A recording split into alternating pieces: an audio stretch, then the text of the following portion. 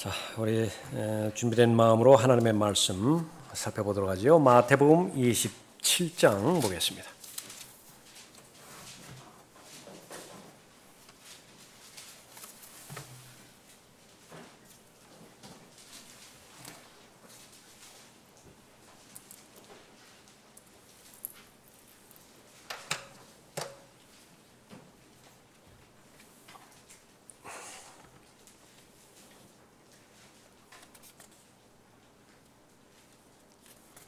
일 절부터 10절까지 받들어 읽겠습니다.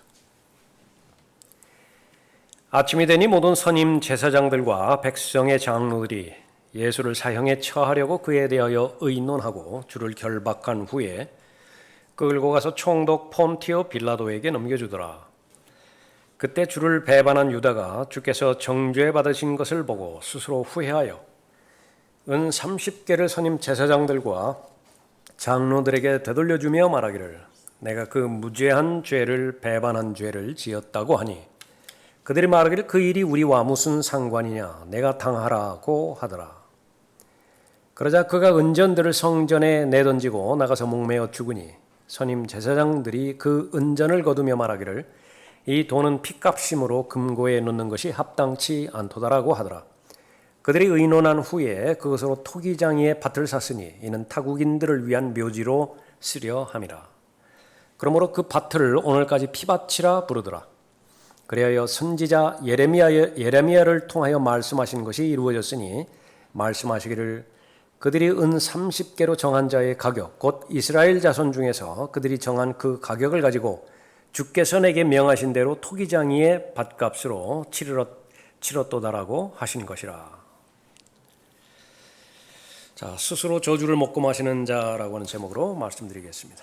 마태복음 27장에 이제 도달했습니다.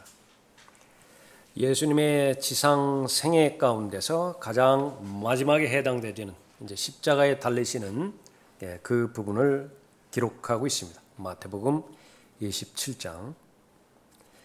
26장에서 새 언약을 제정하시죠. 그리고 나서 겟세마네로 향하십니다. 이제는 자신의 때가 바로 이제 하나님의 진노의 잔을 마실 때가 되었던 터라 가장 고뇌에 어린 고통의 기도를 드립니다. 설상가상으로 제자에게 배반당하실 것을 또 아시죠. 그것이 실현이 되어서 제사장들에게 잡혀가십니다. 조금 전에 이제 베드로에 관련돼서 26장 마지막 부분에 대해서 할애를 했고요. 27장에 와서는 또 다른 제자 유다 이스카리옷에 관련된 기록인데 이 두 사람 베드로와 유다 이스카리옷 둘 다 예수님을 부인하고 실패한 케이스이죠. 그런데 그 결과는 극과 극입니다. 한 사람은 나머지 생애를 예수 그리스도의 영광을 위해서 온전히 드려졌고 가장 귀히 쓰임을 받았고 또 한 사람은 제목에서 그렇게 말씀드린 것처럼 저주의 대상이었는데 이것은 바로 스스로 저주를 받아 들인 결과를 가져왔습니다. 스스로 저주를 먹고 마시는 자는 어떤 자인가? 한마디로 말하면 주를 배반한 자입니다. 주를 부인하고 주를 배반한 자는 하나님께서 손을 쓰셨다라기보다는 자신이 스스로를 저주한다는 사실을 볼 수 있습니다. 세 가지로 살펴보도록 하죠. 주를 배반한 자, 스스로 저주를 먹고 마시는 자인데 첫 번째는 자신이 믿었던 양심이 자신을 저주합니다. 3절 보십시오. 그때 주를 배반한 유다가 주께서 정죄 받으신 것을 보고 스스로 후회하여 은 30개를 선임 제사장들과 장로들에게 되돌려주며 말하기를 내가 그 무죄한 피를 배반한 죄를 지었다고 하니 그들이 말하기를 그 일이 우리와 무슨 상관이냐 내가 당하라고 하더라. 그 전에는 완전히 한 마음이었고 한 패거리였죠. 예수 그리스도를 대적하는 데 있어서 일심동체가 되었습니다. 그러나 지금 상황에서는 우리와 무슨 상관이냐? 내가 당하라. 우리는 전혀 상관없다. 내가 계획하고 내가 실행한 그런 일이니만큼 그 결과에 대해서는 내가 다 책임지라. 죄가 하는 소리예요. 처음에는 그 죄가 얼마나 매력적으로 다가오고 하나님 앞에 헌신하는 것보다는 적절하게 타협하고 멀찍이서 예수 그리스도를 따라가기는 따라가되, 그러니까 내 마음에서 계획한 그런 일들을 마음에 품고 살아가는 것, 그러니까 그것이 훨씬 더 생산적이고 효율적이고 매력적으로 보였습니다. 그러나 문제는 그것이 영원히 지속되지 않는다는 것이, 그것은 끝이 반드시 오게 되어 있는데 그 끝에서는 배반해 버립니다. 나에게 그렇게 매력적으로 다가왔던 그 합당해 보이는 의견들, 그것은 바로 이제 나의 양심을 통해서도 많이 가져오는 부분인데요. 인간적인 양심을 통해서 바라보는 관점이 하나님의 말씀을 통해서 제시하시는 관점보다 훨씬 더 설득력이 있다고요. 그래서 하나님의 말씀을 거부하고 내 양심을 따랐죠. 그 결과는 무엇입니까? 양심이 자신을 저주해 버리는 것입니다. 유다는 후회를 했습니다. 스스로 후회를 했죠. 내가 그 무죄한 피를 배반한 죄를 지었다. 범죄 현장에서 붙잡힌 모든 범인이 고백하는 그 고백이기도 합니다. 자신이 죄를 저질렀다는 것이죠. 대부분은 그 양심이 그 기능을 하는 한 이 고백을 그렇게 할 것이에요. 그러나 사람들이 말하는 무슨 사이코패스라든지 이런 사람들, 아주 극악무도한 죄를 저질렀음에도 불구하고 다른 사람에게는 천인공노할 문제거리인데 본인에게는 아무 문제가 안 돼요. 다른 사람들이, 분노하는 다른 사람들이 이해가 안 되는 것입니다. 그 지점까지 오기에는 많은 학습이 있었을 것이에요. 수없이 그때마다 양심이 소리 질렀지만은 그때마다 그 양심을 잠재웠던 것이죠. 그러나 유다 이스카리오, 자신이 그렇게 신뢰했던 자신의 양심에 따라서 예수 그리스도께서 말씀하시는 것과는 다르게 자신의 의도대로 예수님께서 행하셔야 됩니다. 그래서 예수 그리스도께서 무력을 동원해서, 기적이라도 좋아요, 기적을 베푸심으로 해서 무력을 동원해서 이 예수님이 맞이하고 있던 적들을 그렇게 물리치시고 구약에서 예언되었던 메시아 왕국을 그렇게 가져오게 하는데 자신이 좀 일익을 담당할 것이다. 그냥 우리가 평균적으로 생각하는 데 있어서 가능성의 하나를 열어놓는 것이죠. 또 왜 유다가 그렇게 예수 그리스도를 배반했는지 그 부분들은 온전하게 우리는 알지는 못합니다. 다만 그런 그 추이로 볼 때 그럴 가능성이 있었겠다. 베드로의 경우도 비슷했죠. 예수님의 적들이 무력으로 그 무장해서 다가왔을 때에 칼집에서 칼을 뽑아가지고서 이렇게 죽이고자 휘둘렀던 것입니다. 그러니까 그 부분을 예수님께서 인정하기를 바랬던 거예요. 예수님께서 지지하기를 바랬던 것입니다. 그래서 그 앞에 몰려왔던 모든 적들을 다 패배시키기를 원했던 것인데 전혀 예상치 못하게 칼집에 도로 꽂으라고 말씀하시니까 거기서부터 베드로도 마음에 혼동이 있었던 것입니다. 어쨌든 이 유다 이스카리옷이 고백한 것은 내가 그 무죄한 피를 배반한 죄를 지었다, 그렇게 말하고 있습니다. 예수 그리스도의 피, 유다 이스카리옷이 고백한 것처럼 그것은 무죄한 피였습니다. 이 무죄한 피라라고 하는 것은 사람의 피가 아닌 하나님의 피라고 하는 사실을 언급하고 있는 것이죠. 그래서 예수 그리스도의 보배로운 피를 통해서 흑암의 권세로부터 사랑하는 아들의 나라로 옮겨질 수 있었던 것입니다. 바로 하나님의 은혜의 그 증거이기도 하죠. 자, 이렇게 하나님의 피를 배반한 유다 이스카리옷은 그 결과는 자살이었습니다. 나가서 목매어 죽으니 그렇게 언급하고 있죠. 목매달아서 죽었습니다. 양심의 기능은 구원해주지 못합니다. 아무리 양심껏 산다 하더라도 그 양심 자체가 구원해주지 못해요. 그러한 양심을 고린도후서 7장 10절에서는 바로 세상의 슬픔이다. 슬픔이 두 가지가 있는데 하나는 하나님대로 하는 슬픔이에요. 하나님의 뜻대로 하는 슬픔이 있고 godly sorrow, 그것이 하나 있고, 세상에서 사람들도 할 수 있는 그런 슬픔이 있습니다. 그건 후회예요. 그건 회개가 아닙니다. 그냥 후회하는 거예요. 회환이 스며드는 것을 말하는 것입니다. 그 결과는 하나님의 뜻대로 하는 슬픔은 구원으로 인도하고요. 바로 이 첫 번째 경우가 바로 베드로의 경우였습니다. 그러나 세상의 뜻대로 하는 슬픔, 양심이 기준이 되어지고 자신이 행한 행위에 대해서 후회하는 그것을 근거로 해서는 슬픔, 세상의 슬픔은 그 끝은 사망인데, 유다 이스카리옷 같은 경우에는 자살이라고 하는 사망으로 결론을 그렇게 내었던 것입니다. 인간적인 후회입니다. 하나님과는 무관하게. 베드로가 잘못했을 때에 예수님께서 쳐다보셨죠. 누가복음 22장에서 그 눈이 마주쳤습니다. 그것은 하나님과 관련된 슬픔이에요. 하나님을 만난 것입니다.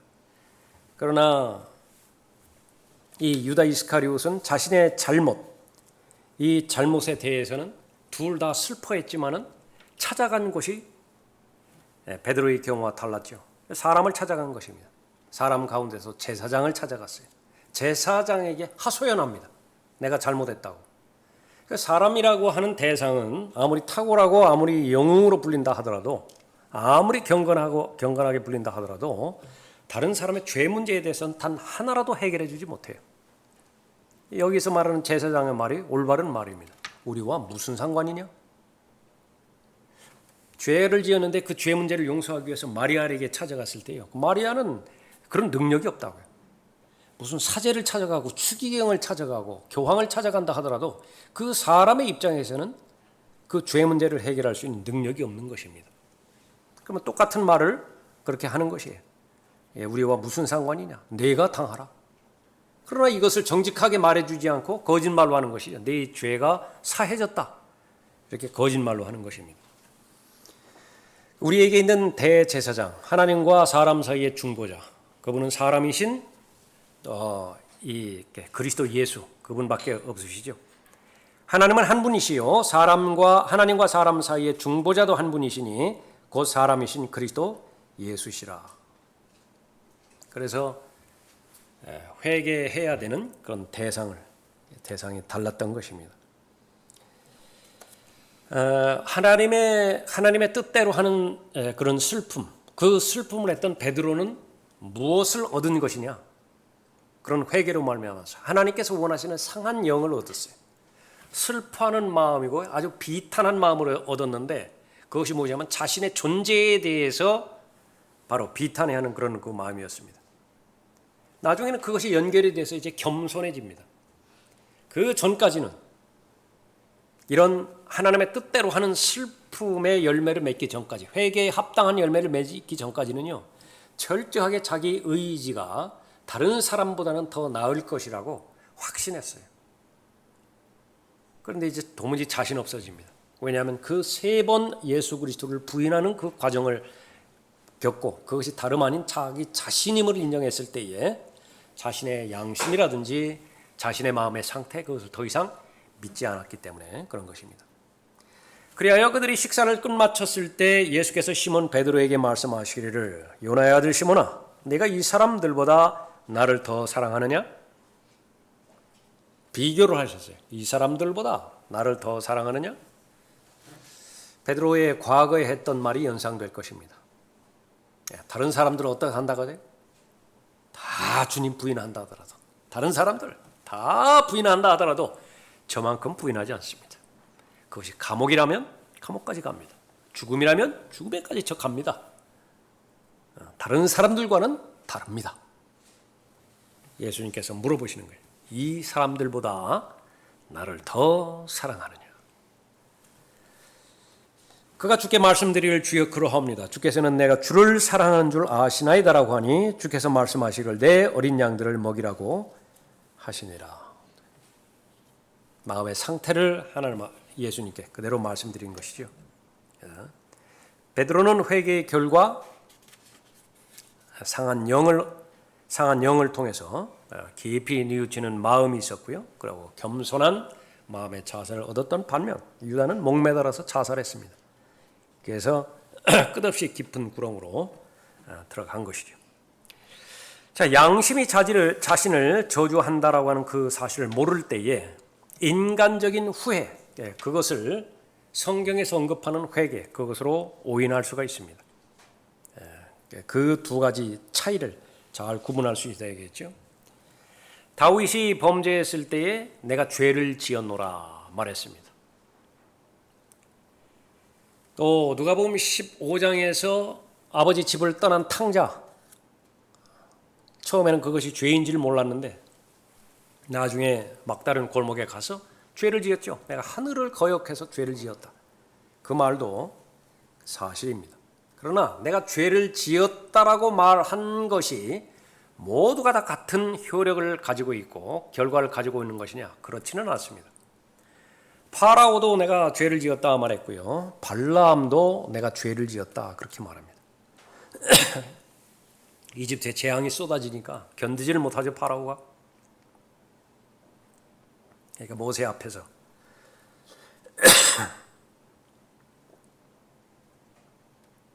내가 주 너희 하나님과 너희에 대하여 죄를 지었도다.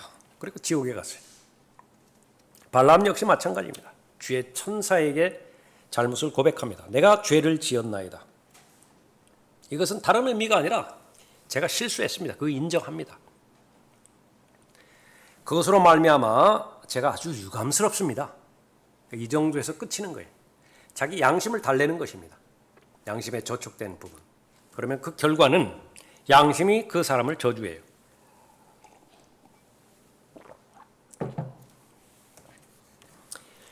베드로와 유다는 이 부분을 제외하고는요 전혀 차이가 없습니다. 겉모습 보기에. 그래서 종교를 통해서는 그 사람의 참된 신앙을 알아낼 수가 없어요. 베드로와 유다 이스카리오 둘 다 예수님을 따랐죠. 둘 다 제자예요. 둘 다 주의 만찬에 참여했고 둘 다 기적을 행했습니다. 둘 다 방언을 했고 둘 다 죽은 자들을 일으켰어요. 둘 다 지역교회의 회원이었습니다. 멤버였어요. 둘 다 침례를 받았고 둘 다 이 교리적인 신앙 고백을 했던 것입니다. 그러나 결과는 무엇이에요? 한 사람은 성도이고 한 사람은 마귀입니다. 그 일이 우리와 무슨 상관이냐? 내가 당하라. 이것이 최종적으로 예수 그리스도를 배반한 자가 받은 대접이에요. 주를 배반한 자, 스스로의 저주를 먹고 마시는 자이죠.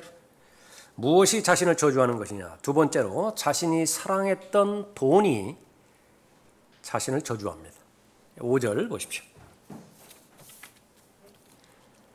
그러다 그가 은전들을 성전에 내던지고 나가서 목매어 죽으니 선임 제사장들이 그 은전을 거두며 말하기를 이 돈은 핏값임으로 금고에 넣는 것이 합당치 않도다라고 하더라.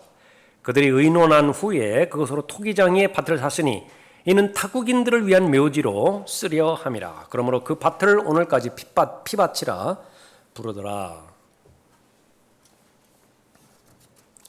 자신의 행위를 스스로 후회한 이 유다 이스카리오 나가서 목매어서 그렇게 죽었죠. 이 유다 이스카리오 멸망의 아들로서 예수 그리스도의 재림 때에 다시 자신이 거하는 곳 멸망의 끝없이 깊은 구렁 거기에서 이제 올라오죠. 이 자의 특징은 무엇이냐면 거의 완벽하게 예수 그리스도를 흉내내요. 예수 그리스도를 흉내내는 것입니다. 성경에 두 가지 신비가 대조가 되었는데 하나는 디모데전서 3장 16절 말하는 경건한 신비이고요. 그 무엇이죠? 하나님이 육신을 입고 나타나시는 신비예요. 또 하나는 불법의 신비입니다. 마귀가 육신을 입고 육화돼서 나타나는 것이에요. 둘 다 대조를 그렇게 이루는 것이죠.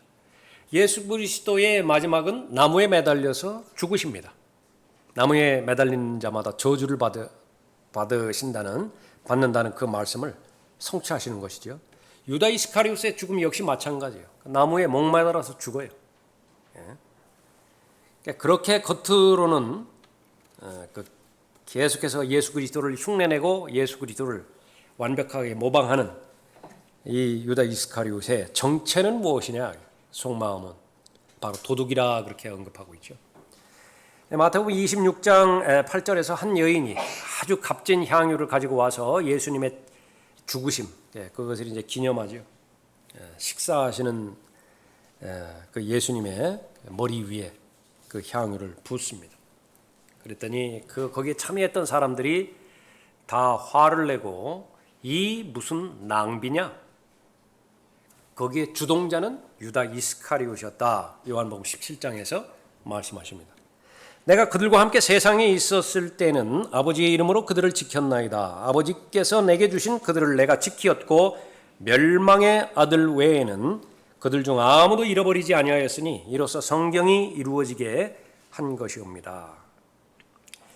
여기서 이 낭비라고 하는 말이 바로 이 헬라어로 아폴레이아라고 하는 말인데, 멸망의 아들 할 때 멸망, 그것이 아폴레토라고 하는 말이거든요. 그래서 아폴레토, 아폴레이아. 그래서 이 말로 직접적으로 유다 이스카리옷을 가리치지는 않지만은, 그러나 이 돈과 관련돼서 이 가난한 사람들을 위해 나누어 줘야 되는 것이 더 좋은 일이라고 그렇게 호도했던 유다 이스카리옷의 정체, 그것은 바로 아폴로원이라고 요한계시록 9장 11절에서 언급하는 바로 마귀인 것입니다.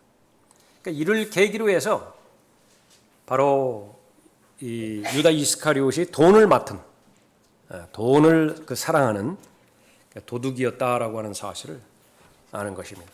그때 주의 제자 중 하나로 주를 배반할 자인 시몬의 아들 유다 이스카리옷이 말하기를 어찌하여 이 향유를 300데나리온에 팔아 가난한 사람들에게 주지 아니하였느냐고 하니, 그가 이렇게 말하는 것은 가난한 사람들을 염려해서가 아니라 성경의 해석이에요.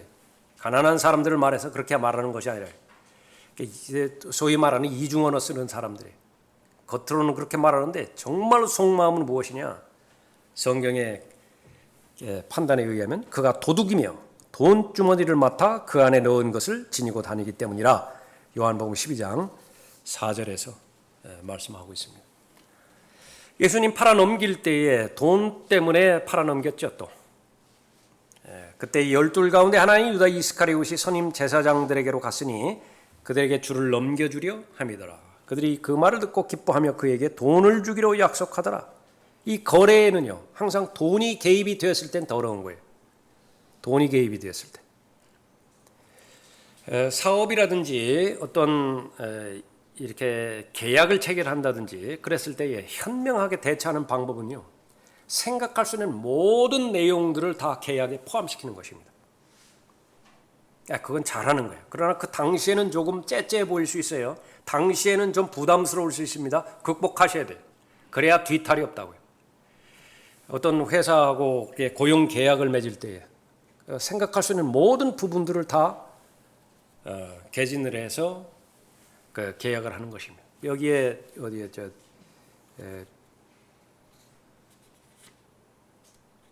이 임대 계약할 때 5년마다 이렇게 임대 계약하는데 할 때마다 그 회장하고 총무하고 저하고 무거운 시간을 갖습니다. 저는 넣어야 되겠다는 거예요. 그 조항을 넣어야 되겠다라고 하는 것입니다. 주일, 일요일은 교회가 전체가 다 주차장을 쓰도록 함, 이거를 기재를 하라고 해요. 처음에는 뭐 그런 것까지 기재하느냐고, 그러니까 기재하자고, 잘한 것입니다. 예를 들면 그런 것이, 다른 사람들과의 관계도 마찬가지입니다. 말로 표현할 수 있는 그 모든 부분들은 가급적이면 가장 구체적으로 잘 표현을 해서 그 계약을 하는 것이죠. 그런데 여기에서 유다 이스카리옷, 여기 이제 돈이 개입이 됐습니다. 내가 그를 당신에게 넘겨주리니 나에게 무엇을 주겠나이까라고 하니 그들은 은 30개로 그와 약정하더라. 그때부터 그가 주를 넘겨줄 기회를 엿보더라 했습니다. 돈을 사랑하는 것이 모든 악의 뿌리이다. 문제는 이 돈이 수단으로 남을 것이냐 아니면 주인 행사를 할 것이냐, 이건 아주 지독스러운 싸움입니다. 하늘과 땅을 창조하시죠. 해, 달, 별 창조하시죠. 그거는 너무나 분명하게 하나님 거예요. 그거 내 거라고 주장할 사람 있습니까? 그런데 희한하게 여기 지갑에 있는 이 돈, 이거는 하나님 거 아닌 것 같아요. 그건 내 거 같습니다. 내 거. 하나님께서 우리에게 맡겨준 신분, 그것을 총체적으로 아우르는 것 가운데 하나가 청직이에요. 청직. 청지기는 그냥 노예나 종하고는 달라요. 청지기는 능력이 있어야 됩니다. 자격이 있어야 청지기 직분을 줘요. 관리 능력이 있어야 됩니다. 영업 능력이 있어야 돼요. 그래서 돈을 맡겼을 때에 그 돈을 장사를 해서 이윤을 만들어주죠. 그런데 아무런 능력이 없다. 그 사람이. 그러면은 청지기로서 부적합하는 것입니다. 그런데 아무리 그런 권한이 주어졌다 하더라도 내 돈은 아니에요. 요즘 들어서 간 큰 직원들이 막 저기 금융업계에 있는데 뭐 몇 년에 걸쳐 가지고서 뭐 10몇 억부터 시작해서 40몇 억 막 그렇게 하고 나중에 본인이 감당하지 못하니까 스스로 자수한 사람도 있더라고요. 새마을금고 직원 같은 경우에는. 그러니까 그 당시에는 이게 내 돈이에요. 고객이 맡아서 내가 관리하는 돈임에도 불구하고 내가 착각을 일으킨 거예요. 내 돈처럼 막 써버렸다. 그런데 그것이 들키지 않고 영원히 지속되어지면 상관이 없는데 뿔싸. 시간이 다가오는 거예요. 결산할 시간이 다가온다. 마감이 돼가지고 그 이자까지 합쳐서 돈 주인한테 돌려줘야 된다든지 뭐 검열이 나온다든지 뭐가 이제 닥치게 된 것이죠. 매우 난처하다. 유다는 돈을 사랑했습니다. 돈은 이용의 대상인데 사랑한 돈이 자신을 저주한 것이에요. 그러나 만족할 줄 아는 경건은 큰 이익이 되느니라. 우리가 세상에 아무것도 가지고 온 것이 없으며 아무것도 가지고 갈 수 없는 것이 분명하니 우리에게 먹을 것과 입을 것이 있으면 이것들로 만족할 것이니라. 우리가 믿어야 되는 대상, 먼저 하나님의 나라와 하나님의 의를 구한다고 한다면 그 하나님의 나라와 하나님의 의를 구하는 과정 가운데서 필요한 모든 필요는 하나님께서 채워주신다라고 하는 믿음, 대단히 중요한 믿음입니다. 열심히 내가 회사를 일해서 월급 날짜가 되어지면 그 회사의 CEO가 나에게 월급을 준다라고 하는 믿음, 그 믿음이 없으면 내일 출근 못해요. 그 믿음이 있기 때문에 하는 것이죠. 그렇게 유한하고 부족한 사람 CEO도 사람에 해당되는 사장도 일하면 보답을 줍니다. 월급을 준다고요. 최선을 다해서 준다고요. 다른 것들은 모른다 하더라도. 그 부분과 나의 주님이시라고 고백하는 하나님 그 부분들을 비교해 봤을 때 그것은 너무나 분명한 그런 사실인 것을 볼 수 있죠. 다만 정도를 넘어가지 말라는 것입니다. 하나님께서 정해주신 정도가 있다고요. 내 믿음의 분량부터 시작해서 여러분 각자의 삶의 규모가 있죠. 먹을 것과 입을 것의 목적은 무엇이냐면 하나님의 나라와 직결되는 것이죠. 하나님의 의와 직결된 것이에요. 그러니까 그것을 가지고 그것이 있어야 내가 할 일을 마련한 것입니다. 군대에 가서 이 양식이 보급이 되어야, 의복이 보급이 되어야 그 다음에 각자 보직에 맞는 그 역할들을 수행을 하죠. 그래서 제일 중요한 것이 쌀, 주식, 그 다음에 옷, 피복 이런 것입니다. 전문 용어로 이사종계라고 그래요. 2종, 4종 그렇게 해요. 그것이 보장이 안 되면은 일을 시킬 수가 없습니다. 그러니까 군대에서도 그렇다고요. 사람이 모인 군대에서도. 하나님의 군대, 그건 더 말할 것도 없습니다. 하나님의 군대로 그렇게 모집을 하셨다고 한다면 하나님께서는 자신 있게 말씀하세요. 개인 사생활에 얽매이지 말라고. 그러니까 우선순위를 정해놓고 그 우선순위대로 계속 밀고 나가라고. 그럼 자유로워지는 것입니다. 그럼 그 결과는 그리스도의 훌륭한 군사가 되어지는 것이죠. 그러지 못하면 이제 어떻게 되는 것입니까? 그러나 부유하게 되고자 하는 자들은 유혹과 올무와 여러 가지 어리석고 해로운 정욕에 빠지리니 이는 사람들로 파멸과 멸망에 빠지게 하는 것이라. 돈을 사랑하는 것이 모든 악의 뿌리니 이것을 욕심내는 어떤 사람들이 믿음에서 떠나 방황하다가 많은 슬픔으로 자신을 찔렀도다. 이 부분 역시 마찬가지로 단번에 되는 경우는 극히 드물어요. 이 가치관이 형성되는 것은. 그래서 이것은 훈련이 필요합니다.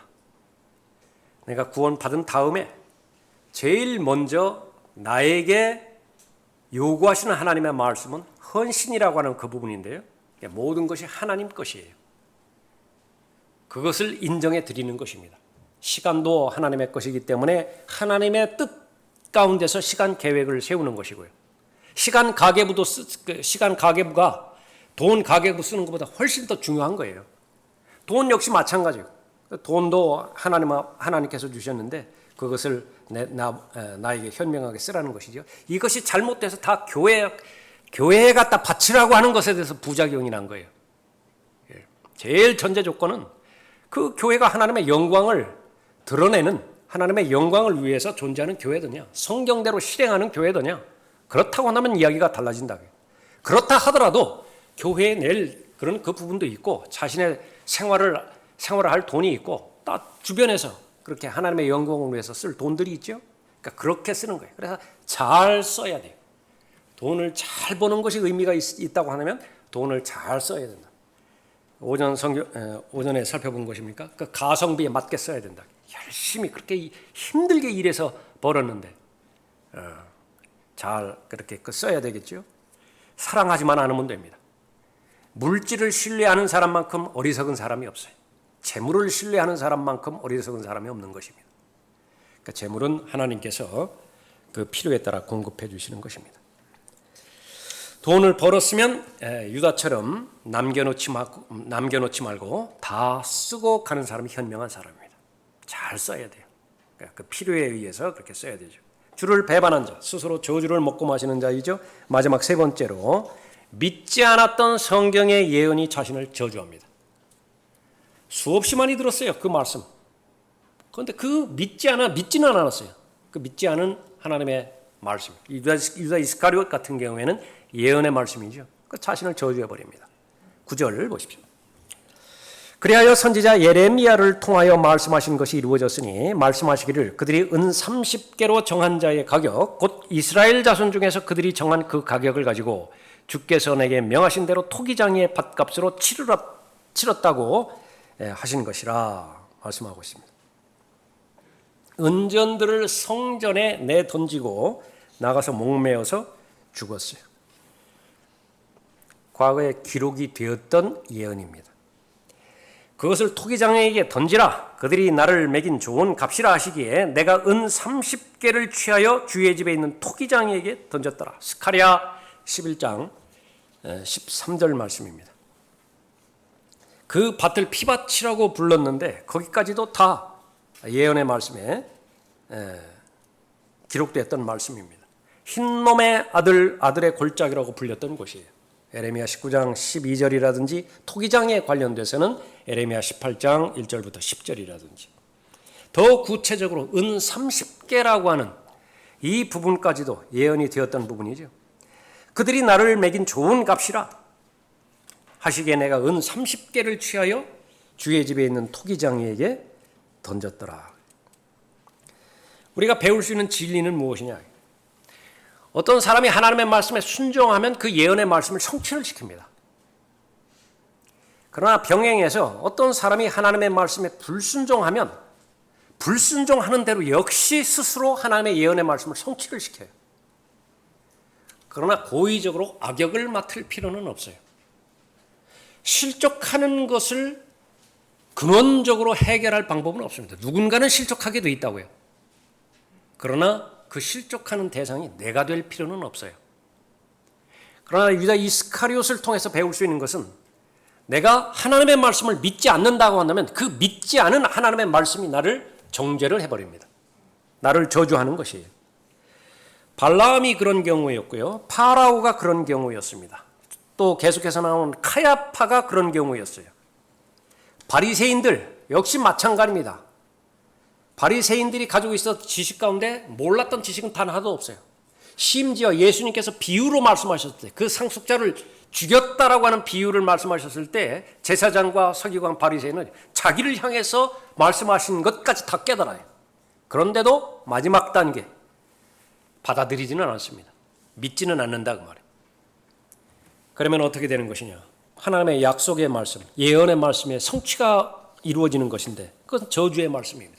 너희 저주받은 자들아, 내게서 떠나 마귀와 그의 천사들을 위하여 준비한 영원한 불 속으로 들어가라.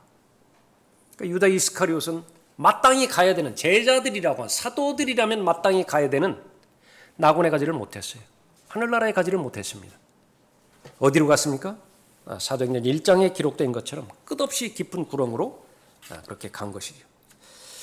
유다가 계속해서 성장하면서 또 예수님과 3년 반 동안을 가졌는데 얼마나 많은 성경 공부를 했겠습니까? 그때 예수님께서 가지고 계셨던 교재는 구약이잖아요. 지금 인용한 예수님의 죽음과 관련된 예언의 말씀을 왜 한 구절이라도 빠뜨리셨겠어요? 다 말씀하셨겠죠? 얼마나 자주 들었겠습니까? 이 스가랴 11장에 해당되어지는 그 부분을, 또 시편에 기록된 그 말씀들, 정녕 내가 믿었던 내 빵을 먹었던 나의 친한 친구도 나를 대적하여 자기 발꿈치를 들었나이다. 시편 41편 9절 말씀입니다. 나를 비난하는 자는 원수가 아니었으니 그랬더라면 내가 참을 수 있었으리라. 나를 대적하여 자신을 높인 자는 나를 미워하던 자가 아니었으니 그랬더라면 내가 그를 피하여 숨었으리라. 그러나 그는 바로 너로다. 나와 같은 사람이요 나의 안내자요 나의 벗이로다. 친구여. 누구를 향해서 불렀죠? 친구여. 유다 이스카리옷을 향해서 불렀던 것입니다. 이 모두가 다 시편 41편 9절, 시편 55편 12절부터 14절 얼마나 많이 훤하게 알았겠죠. 그러나 한 귀로 듣고 한 귀로 흘렸던 것입니다. 결국은 사탄이 유다에게 2번 들어가죠. 생각을 굳혔을 때 한 번 들어가고 그 다음에 이제 몸으로 들어가는 것입니다. 예수님께서 그걸 아시고 행하라고, 계획한 일들 행하라, 그렇게 말씀하는 것입니다. 주의 몸을 분별하지 못하고 주님과 동행하는데 문제가 생긴 사람들, 그 사람들에 대해서 주의 몸을 분별하지 못하고 합당치 않게 먹고 마시는 자는 자신의 저주를 먹고 마시는 것이기 때문이라. 고린도전서 11장 29절 말씀이죠. 그러나 유다 이스카리옷의 경우와는 다르게 구원받은 사람이 이렇게 주님의 말씀에 불순종한다고 해서 끝없이 깊은 구렁으로 가지는 않습니다. 불못으로 던져지지는 않습니다. 그러나 그 사실로 인해서 안위하는 그리스도는 아무도 없어요. 얼마나 많은 사람들이 병들고, 얼마나 많은 사람들이 앓고, 얼마나 많은 사람들이 더 하나님을 섬길 수 있는 기간이 남아있음에도 불구하고 먼저 잠들었습니까? 고린도전서 11장에서 언급하고 있죠. 그 사람들은 자신의 저주를 스스로 먹고 마시는 자라, 그렇게 말씀하고 있습니다. 그럴 이유가 없습니다. 그럴 필요도 없고 또 그 대상에 내가 속할 이유도 없는 것입니다. 이것이 성경대로 믿는 그리스도인의 특권입니다. 올바로 하나님의 말씀을 알고 예언의 말씀 올바로 나누어서 잘 알고 있죠. 주의하죠. 하나님께서 칭찬하십니다. 예언의 말씀에 주의하는 것이 잘하는 것이라. 자신의 양심이 정상적인 기능을 발휘하기 위해서는 하나님의 말씀과 동행해야 됩니다. 그러면 양심은 여러분을 지켜주는 좋은 가이드가 되어줄 것입니다. 돈을 사랑하지만 않는다고 한다면 하나님께서는 필요를 공급해 줄 것이에요. 여러분 반드시 돈을 위해서 기도하시죠? 그렇죠? 돈을 위해서 기도하셔야 됩니다. 왜냐하면 돈을 통해서 마귀가 여러분을 가장 많이 공격하기 때문에 그래요. 돈이 없으면은요, 정상적으로 예수 그리스도를 섬기고 정상적으로 참된 경배자로서 하나님을 경배드리는 데 있어서 많은 제한을 받게 되어지는 거예요. 마귀의 공격 패턴 제일 1순위는 재정적으로 공격하는 것입니다. 그러니까 돈을 놓고 기도하셔야 돼요. 여러분들 번성케 해주시라고. 그러나 그 돈은 수단입니다. 분명하게 목적을 내가 이루기 위한 수단이죠. 그렇게 된다고 한다면 그 돈이 여러분을 저주하지 않습니다. 예언의 말씀, 하나님의 말씀을 실컷 공부해놓고 기껏 한다는 것이 지역교회 공격하는 짓을 그렇게 끝내버렸다면 그 무슨 저주예요? 한번 생각해 보십시오. 그렇게 설교하던 사람이, 성경 가르치던 사람이 기껏 한다는 짓이 하나님의 필요사신 지역교회를 공격해버렸다. 그게 무슨 꼴이에요, 그것이? 스스로 저주를 먹고 마시는 것이겠죠. 베드로의 경우를 통해서도 많은 분량 할애를 했습니다. 대조해서 마태복음 27장 유다 이스카리옷을 향해서도 많은 부분 할당을 했죠. 이 부분을 통해서 반드시 배워야 됩니다. 베드로가 당했던 그 환경, 유다 이스카리옷이 당했던 환경, 우리 모두가 다 당하게 되어 있어요. 틀림없는 사실입니다. 어떻게 반응할 것이냐. 베드로처럼 반응함으로 인해서 하나님의 뜻대로 하는 슬픔, 다시 말하면 회개에 합당한 열매를 얻음으로 인해서 더 한층 성숙하고 더 하나님으로부터 유용하게 쓰임받을 것이냐. 그 사람의 인격이 겸손하게 되어지고 주님 아니면 불가능합니다. 저에게 있어서는 불가능합니다. 이 진지한 고백을 하나님 앞에 드림으로 인해서 계속 쓰임받을 것이냐. 아니면 스스로 후회해서 그것으로 인해서 자신의 생애를 끝말 것이냐. 목매달아 자살할 것이냐. 그 부분은 우리의 마음의 자세와 태도에 달려 있겠죠. 지금까지 여러분이 이렇게 하나님의 말씀을 최종권위로 놓고 믿음에 있어서나 실행에 있어서나 최종권위로 놓고 하는 것은 마귀의 모든 공격, 사탄의 모든 공격에서 가장 효율적으로 가장 강력하게 대처한 그런 결과입니다. 얼마 남지 않았습니다. 계속 그 믿음을 견지하시고 계속 예수 그리스도만을 바라보시고 주님께서 구비시켜 주신 담대한 마음으로 얼마 남지 않은 이 지상에서의 기간, 삶 끝까지 완주하시는 여러분이 되시기 바랍니다. 다 같이 일어나시겠습니다.